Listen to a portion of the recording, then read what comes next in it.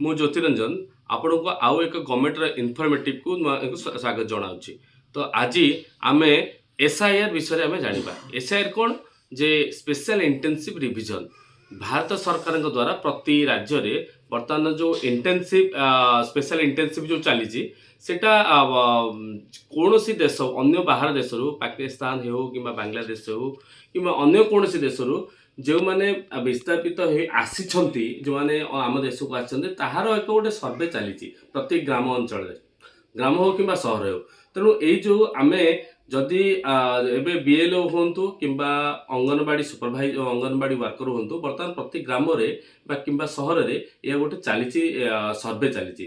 ତେଣୁ ଏଇ ସର୍ଭେରେ ଯେଉଁ ବାବା ମାଙ୍କର କ୍ରମିକ ନମ୍ବର ଅଛି କିମ୍ବା ତାଙ୍କର ବୁଥ୍ ନମ୍ବର ଅଛି, ଆମେ ଯଦି କୌଣସି ବିବାହିତ ଝିଅ ଆମ ଗ୍ରାମକୁ ଆସିଛନ୍ତି ତ ତାଙ୍କ ଗ୍ରାମକୁ ଆମେ ନ ଯାଇ ଏଇ ସ୍ପେଶାଲ ଇଣ୍ଟେନ୍ସିଭ୍ ଯେଉଁ ଆମର ଅଛି ତ ଆମେ କେମିତି ଜାଣିବା ଏଇ ବୁଥ୍ ନମ୍ବର ଆଉ ତାଙ୍କ ବାପା ମାଙ୍କର ସିରିଏଲ ନମ୍ବର। ତେଣୁ ଏଇଟା ହେଉଛି ଗୋଟେ ବହୁତ ଇନଫର୍ମେଟିଭ୍ ଚ୍ୟାନେଲ। ଯଦି ଏଇ ଭିଡ଼ିଓଟି ଟିକେ ହୁଏତ ଲମ୍ବା ହେଇପାରେ, ତେଣୁ ଆପଣ କେବେ ଜମାରୁ ସ୍କିପ୍ କରିବେ ନାହିଁ। ଏ ଆପଣଙ୍କ ପାଇଁ ବହୁତ ଇମ୍ପୋର୍ଟାଣ୍ଟ, ଆପଣ ସମୟ ବଞ୍ଚେଇବ।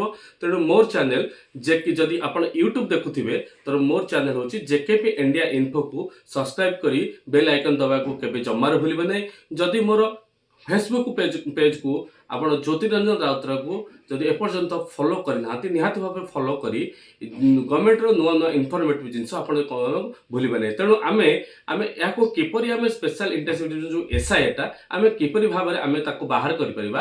ତେଣୁ ଚାଲନ୍ତୁ ଆମେ ଦେଖିବା ଆମର ଏକ ବ୍ରାଉଜରରେ।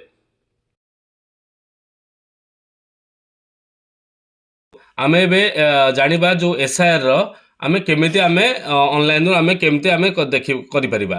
ତ ଆମେ ଯେକୌଣସି ଗୋଟିଏ ବ୍ରାଉଜରକୁ ଆମେ ଓପନ୍ କରିବା। ମୁଁ ଏବେ ଆମର ଗୁଗୁଲ୍ କ୍ରୋମ୍ ବ୍ରାଉଜରଟି ଓପନ୍ କରୁଛି। ଗୁଗୁଲ୍ କ୍ରୋମ୍ ବ୍ରାଉଜର ଓପନ୍ କଲେ ଆମେ ଏଠି ମାରିବା 2002 voter list. Okay, 2002 voter list. ଦେଖନ୍ତୁ ମୁଁ 2000 ସେଇ ବ୍ରାଉଜରରେ କରିଛି 2000 ଭୋଟର ଲିଷ୍ଟ ଓଡ଼ିଶା। ମୁଁ ତାକୁ ଓପନ୍ କଲି। ପ୍ରଥମେ ଆପଣ ଦେଖନ୍ତୁ ଯେଉଁ ସିଇସି ମୁଁ ଦେଖାଉଛି, ଏଇ ଯେଉଁ ସିଇସି ଓଡ଼ିଶା ଲେଖା ସିଇଓ ଓଡ଼ିଶା ଲେଖା ହେଇଛି ଭିଉ ଇଲେକ୍ଟୋରାଲ ରୋଲ୍, এইଟାକୁ ପ୍ରଥମେ ଯେଉଁଟା ଆସିବ ଆମେ ସେଇଟାକୁ ହିଁ ଆମେ କ୍ଲିକ୍ କରିବା। ତ ଦେଖନ୍ତୁ ମୁଁ ବର୍ତ୍ତମାନ କ୍ଲିକ୍ କଲି। କ୍ଲିକ୍ କଲେ ଆପଣ ଦେଖନ୍ତୁ ଭିଉ ଇଲେକ୍ଟୋରାଲ ରୋଲ୍, ଯେଉଁଟା ଆମ ମୁଖ୍ୟ ନିର୍ବାଚନ ଅଧିକାରୀ ଓଡ଼ିଶା, ତାର ଆମର ହୋମ୍ ପେଜ୍ଟି ପୁରା ଆସିଗଲା। ତ ଆମେ ସେଇ ଭିଉ ଇଲେକ୍ଟୋରାଲ ରୋଲ୍ରେ ଆମେ ପ୍ରଥମେ ଦେଖିବା ସିଲେକ୍ଟ ଡିଷ୍ଟ୍ରିକ୍ଟ, ସିଲେକ୍ଟ ଏସ୍ସି বা ବୁଥ୍ ଅଛି। ସିଲେକ୍ଟ ଡିଷ୍ଟ୍ରିକ୍ଟ ଯେହେତୁ ଆମର ବର୍ତ୍ତମାନ ଖୋର୍ଦ୍ଧା ଜିଲ୍ଲା, ସିଲେକ୍ଟ ଖୋର୍ଦ୍ଧା ଜିଲ୍ଲା ମୁଁ ମାରିଲି। ଦେନ୍ ସିଲେକ୍ଟ ଏସ୍ସି ମାନେ ଆସେମ୍ବଲି କନଷ୍ଟିଚ୍ୟୁଏନ୍ସି। ତ ଆମର ଯେହେତୁ ଚିଲିକା ନିର୍ବାଚନ ମଣ୍ଡଳୀ, ତ ଚିଲିକା ନିର୍ବାଚନ ମଣ୍ଡଳୀକୁ ମୁଁ କ୍ଲିକ୍ କଲି। ତେଣୁ ମୋ ବୁଥ୍ ନମ୍ବର, ତେଣୁ ଯେକୌଣସି ଆପଣଙ୍କର ଯେକୌଣସି ବୁଥ୍ ଥିବ, ତେଣୁ ଆପଣ ସେଇ ବୁଥ୍ ନମ୍ବରକୁ ଆମେ ଗୋଟେ କ୍ଲିକ୍ କରିବା। ବୁଥ୍ କ୍ଲିକ୍ କଲା ପରେ ସେ ଆସିବ ଭାରି enter captcha to view download. ତେଣୁ ଗୋଟେ କ୍ୟାପଚା ଆପଣ ଯେଉଁ କ୍ୟାପଚାଟା ଆପଣ ଶୋ କରୁଥିବ, ସେଇ କ୍ୟାପଚାଟା ଆପଣ ଦେଖିପାରୁଥିବେ। ଏଇ କ୍ୟାପଚା ଆପଣ ହିଁ ତାକୁ ପକାଇବେ। ତ ମୁଁ କ୍ୟାପଚାଟା ଆପଣଙ୍କୁ ଦେଖାଇ ଦେଉଛି। କ୍ୟାପଚାଟା ଏଣ୍ଟ୍ରି କରିକି 1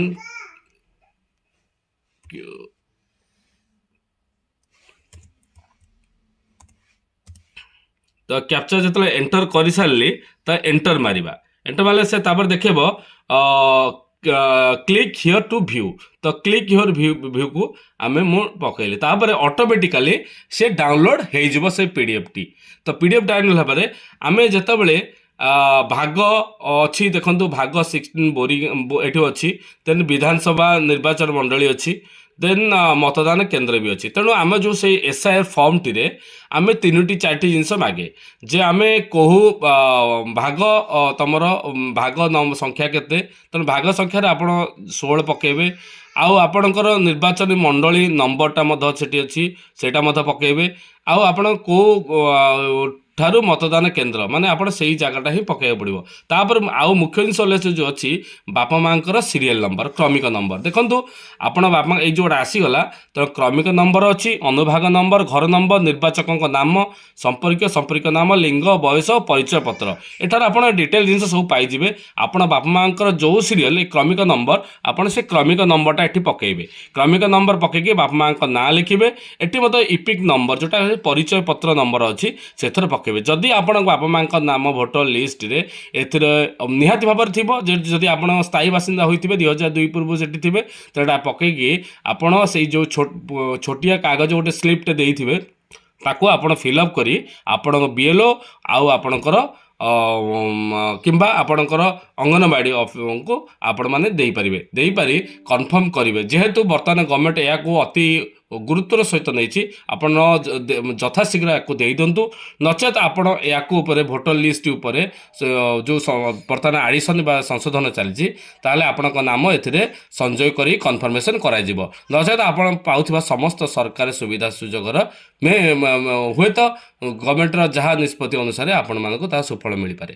तेणु धन्यवाद मु आपन को आउ थरे अनुरोध करुच्ची मोर YouTube channel JKP India info को आपन को सब्सक्राइब करने को जदि सब्सक्राइब करना सब्सक्राइब करनियंतु एवं यहाँ को बहुल मात्रा आपण शेयर करने को भूलिबे नहीं कारण यहाँ हूँ गोटे गवर्नमेंट इनफर्मेटिव चैनल समस्त पाखरे पहुँचवा अनुरोध आउ जदि जेकेपी इंडिया को आपण फॉलो करना मोर यूट्यूब मोर फेसबुक पेज को तो निहाती भाव में ज्योति रंजन राउतराय को आपण निहाती भाव में फॉलो करनियंतु।